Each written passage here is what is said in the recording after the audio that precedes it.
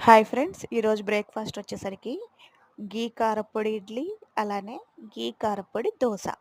So, యాక్చువల్‌గా ఇక్కడ హైదరాబాద్‌లో మాదాపూర్‌లో అనమాట ఫుడ్ స్టాల్స్ ఉంటాయి. అక్కడ ప్లేట్ 40 రూపీస్ అండి. ఒక 4 ఇడ్లీ, చిన్న చిన్న ఇడ్లీ 4 ఇడ్లీ ఇస్తారు. దాని మీద నెయ్యి పోస్తారు. తర్వాత కారప్పొడి చల్లిస్తారు. టేస్ట్ మాత్రం చాలా బావుంటుంది.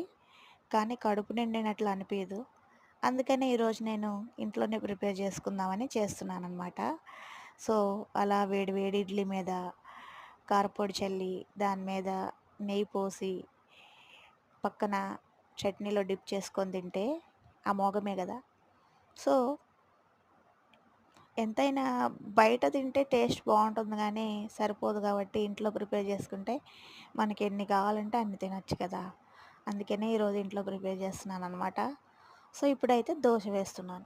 ఫస్ట్ దోస వేసుకొని దాని మీద ఇది పుట్నాల పప్పు కారం అనమాట. పుట్నాల పప్పుతో కారప్పొడి చేశాను.